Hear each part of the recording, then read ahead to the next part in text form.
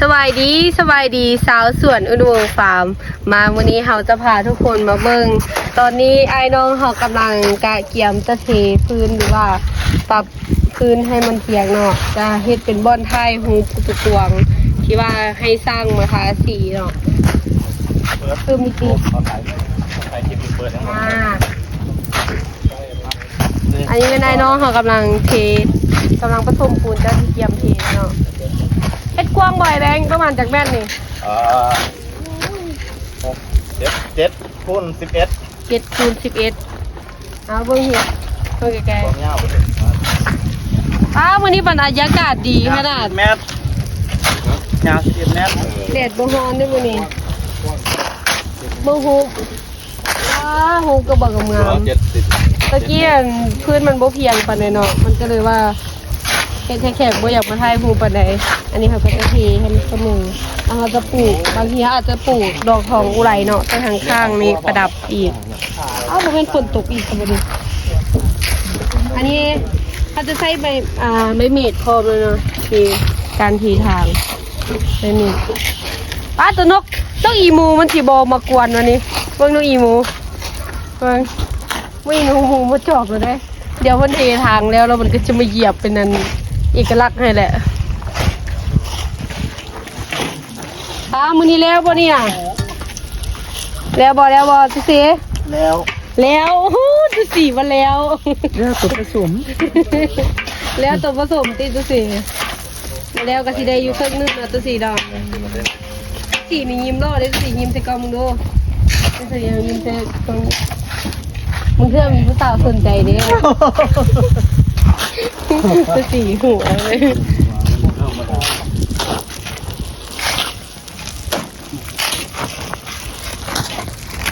เอาเลย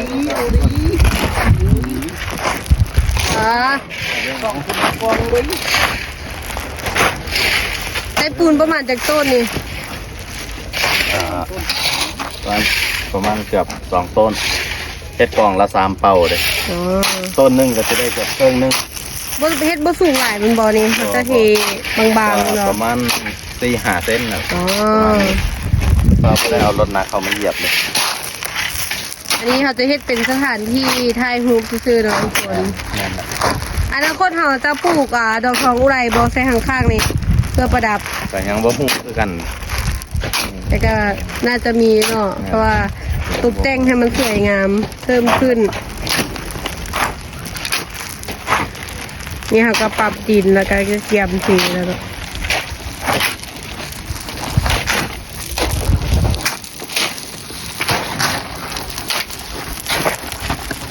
เป็นแต่ละทีมงานเขา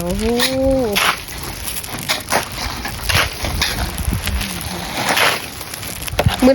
นี้ได้บอส2 แมตช์นี่มีเจ้ามาแล้วได้มือนี้ได้เอาแล้วเลยวะแม่นแล้วตุ๊ขนาดสู้ๆเอาให้แล้วเลยเพิ่นว่างานลายมือนะงานลายเอาแล้ววันนี้หลายคนเนาะช่วยกันลายแหงแต่ว่านกอีมูนิตี้สิมาเฝ้ามันสิบ่อย่าเป็นกาไว้ให้บ่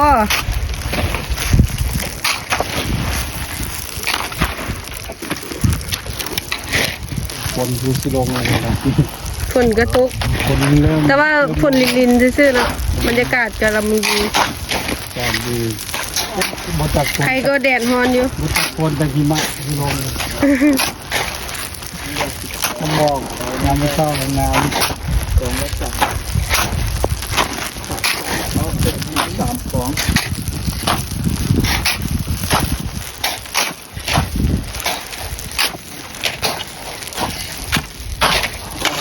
เลิศเลยนะจาก1-6เลิศ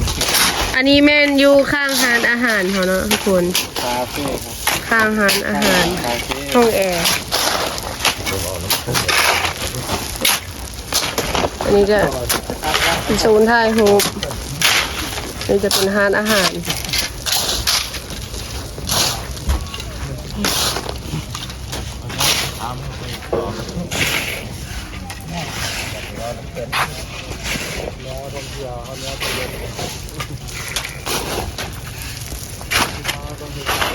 ก็บ่ฮู้ตัวนี้ หมู่บ้าน หมากคือบ่เป็นดอกต้นคือบ่เป็นดอกเลย ที่หน่อยที่ตาแต่ว่าแต่งโตต้มต่อว่าเป็นพนักงานห้อง สุดที่ครับ ว่า เสร็จแล้วยืด ตัวตุถีอีกแล้ว เดี๋ยวเราก็เสื้อแล้ว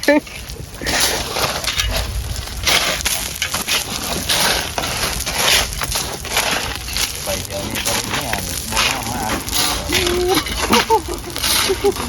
เราให้มันมาตรงนี้เองเด้อ ไปเดี๋ยวนี้มันที่อะไรกันว่าย่อมมาไปเดี๋ยวนี้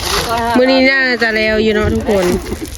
ไอ้ซอย5 ล้านจะเอาให้มันแล้ว โอ้เนี่ย โอ้แท้ ไปจะ2 เดือนเลยนะ โอ้โห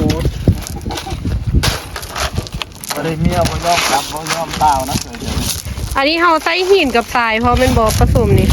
ในการเทคอนกรีต ผสมหินผสมทรายใส่พร้อมกันบาทเดียวเลย ถ้าจะใส่สมมุติว่าปูน2 เป่านี่เขาจะใส่หินประมาณจากรถกับทรายจากรถ เอาที่พ่องเป็นบ่วงรถตักเนาะบ่วงหนึงสิได้อยู่3 เป๋า บวงหนึงจะได้อยู่3 เป่า หินทราย หินทรายปนกัน มันไม่ได้อาจารย์เลย แล้วผมที่ต้องมาแล้วเลย บทสมพรให้ใส่ไปด้วยนะตัวละคร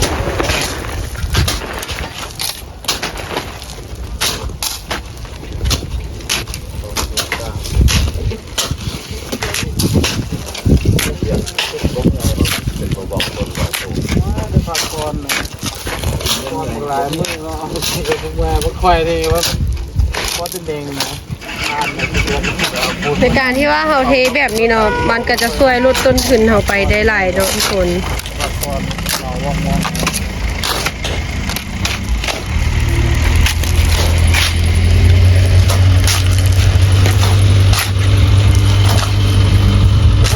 นี่มาใส่ในนั้นครับนี่มันครับนี่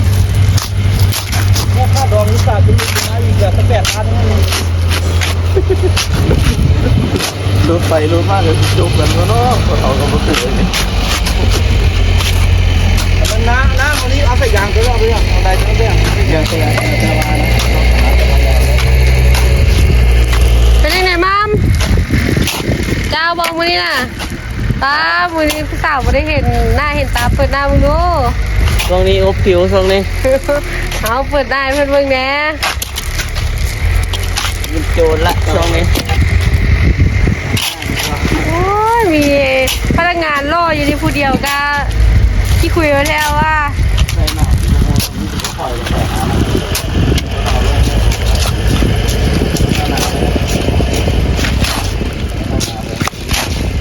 อันนี้เพิ่นกำลังผสมปูนกับหินทรายใส่กันเนาะแล้วก็เจ้าก็จะใส่การหมักปูนก่อนไอ้แบงค์ในการหมักปูนนี่เขาจะหมักอยู่ประมาณจักนาที ประมาณ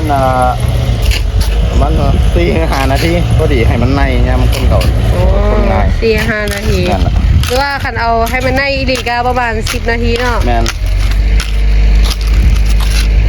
การมาปูนก็คือเขาเอาน้ำมาใส่ปูนนี่เนาะที่ว่าเขาผสมไว้มือนี้ผสมไว้ประมาณจะกล่องนี้4 กล่องบ่ 4 กล่องกัน เอา4 กล่องก็เนาะเขาค่อยๆเฮ็ดไป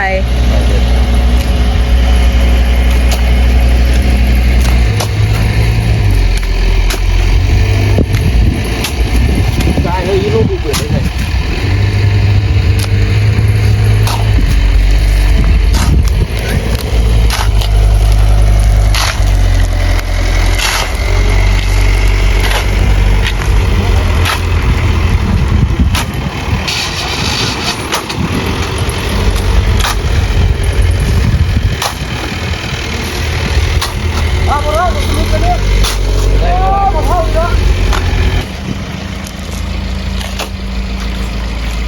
แต่แบงค์ตอนนี้เขากำลังให้อย่าง หน้าปูน นี่เขาเอิ้นว่าวิธีมาปูนนั่น ห บ่ น้าปูนเลย เป็นอย่างเขาตึงมาปูน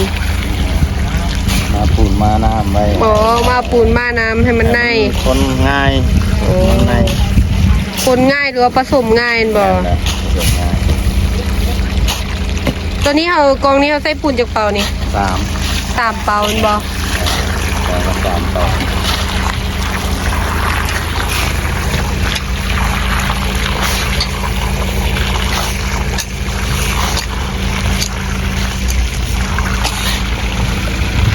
ก็จะพาเขาไปเขาจะพาไปบึงภาพมุมกว้างๆเลย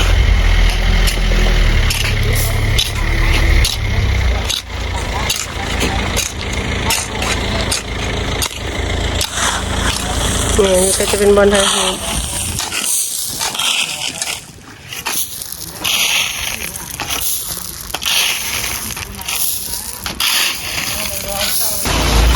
ตอนนี้กำลังเริ่มทีแล้วเนาะทุกคนอันนี้เขาเอิ้นว่าทีกันเปื้อน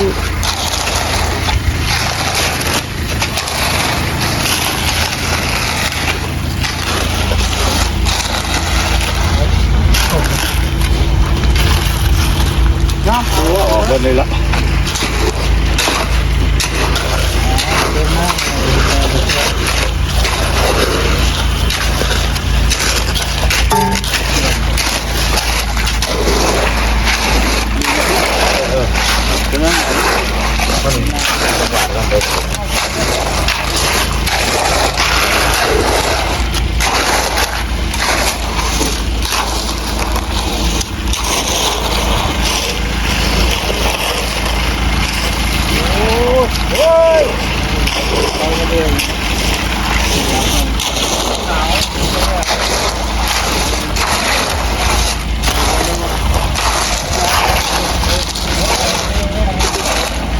อันนี้เขาจะบริฮิตทีหน้าหลายเนอะทุกคนทีกันเปื้อนคือประมาณที่5 เซน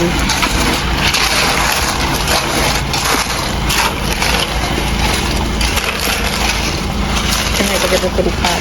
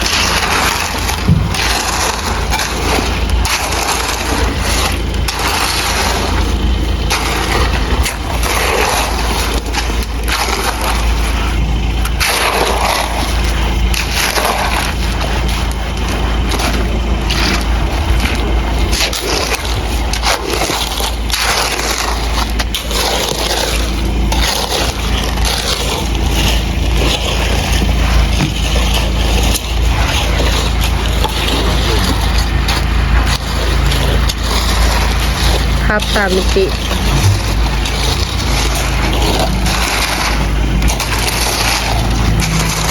เขาพากันไว้เนาะยายมันตึกหู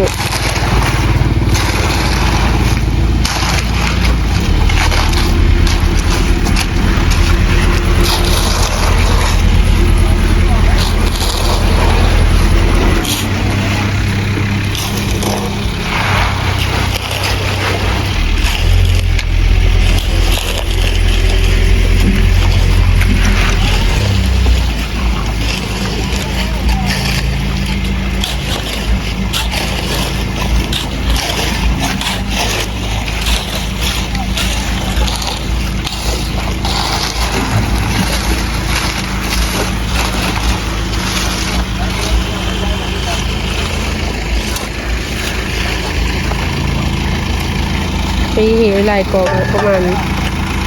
6 กอง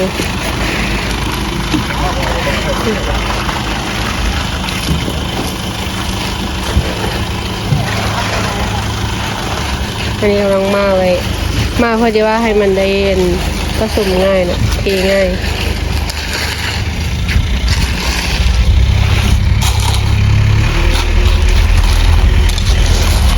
อันนี้เรียกไปละ2 กอง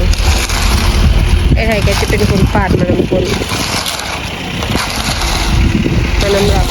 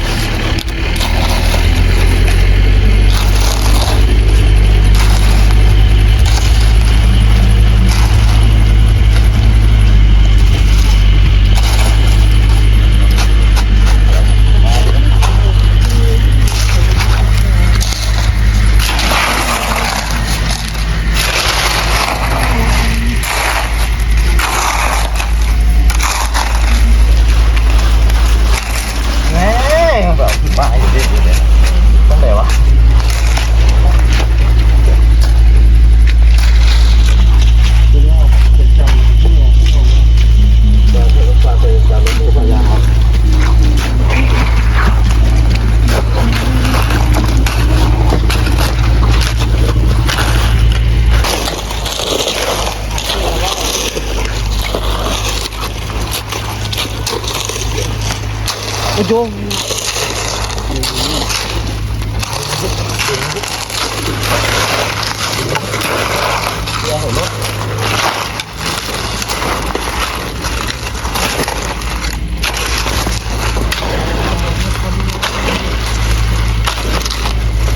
เดี๋ยวคนนี้จะเสียตัวมันแห้งเลยดาวใช้ตัวมันเชื่อไว้เชื่อเอาวะ อันนี้น่าจะแล้วเนาะ6กล่องที่ว่าเขามาไว้ถ้าบ่แล้วมื้อนี้ก็ยังน้อยหนึงที่ต้นเมืองนั่นแหละ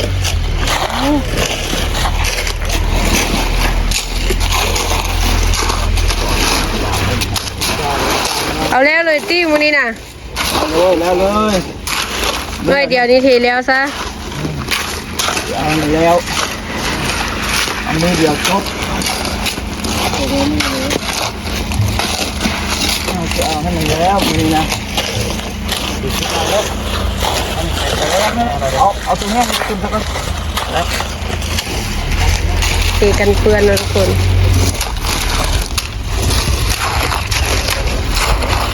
เอาขาขึ้นมามันก่อนเดี๋ยวค่อยเดินเอาขาลงมา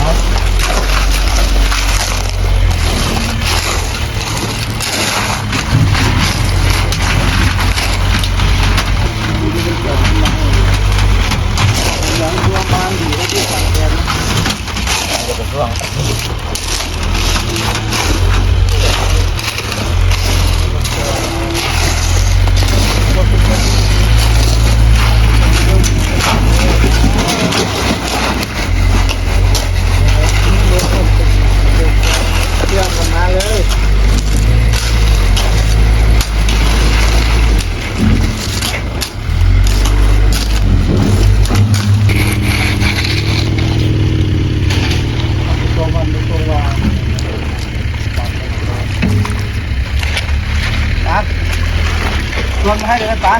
อันนี้ทำใส่เนี่ยของน้ำรถจานเอาไปเดี๋ยวรถจานเด้อ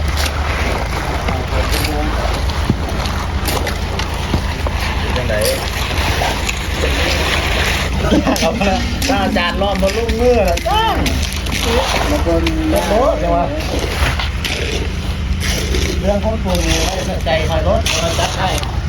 เต้นนะบาท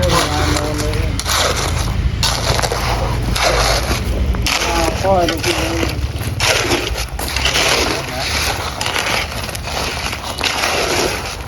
ก็เอาส่วนไปถึงนะ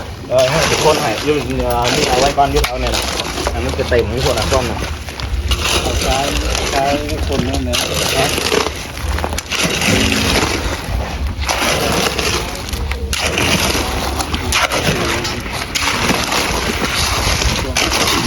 เลยเนี่ย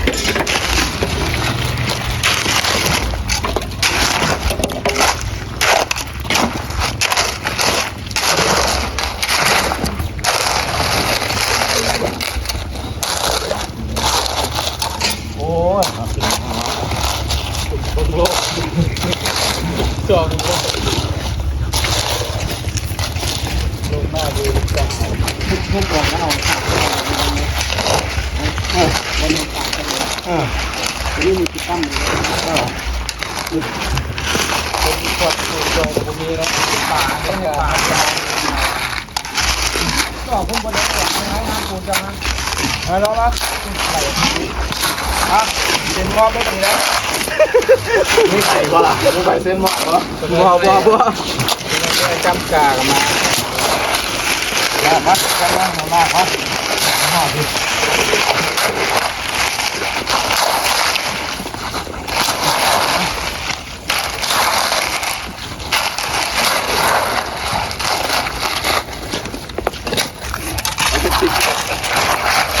เป็นแล้วนะเปลี่ยนให้เลย มื้อนี้ถือว่าได้ครึ่งเดียวนะทุกคนนี่ก็ค่ำละถือว่าเขาปลูกมาได้ครึ่งหนึงเดี๋ยวมื้ออื่นเขาจะมาอัปเดตให้อีกทีนึงคิดว่าจะเอาให้มันแล้วเนาะ ปาดลงไปพอมันก็ นะเจาะลงไหม เหลือแต่ เรียงไว้นี่เรียง ปาดเนาะพับหน้าให้มันเพียง ลงได้แล้ว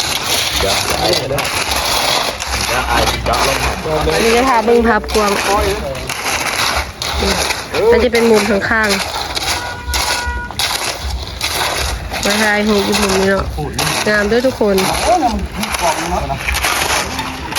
เดี๋ยวเขาก็จะเทมาฮอดนี้เพียงนี้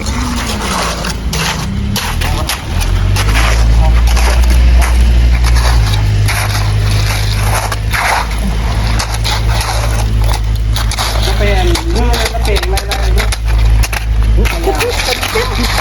โอ้โหมาธรรมดาย่างย่องไปยังก็เป็นเก่งออกขึ้นเลยว่าจะย่อทางนี้ของเราคืออะไรคือบ้าน ไปดูผาซอยแล้วนะไปดิ ทางนะ ดิไปดูผาซอยแล้วนะไป มีขาตอนนั้นนะ มื้อนี้ก็ถือว่าได้ครึ่งนึงแล้ว เดี๋ยวนี้โน้นละ มื้ออื่นก็น่าจะซ้ำแล้ว มีขาตอนแล้วแน่น่ะไป วันนี้เราก็ขอจบคลิปเพียงเท่านี้ทุกคนฝากทุกคนกดไลค์กดแชร์กดติดตามเลยเด้อ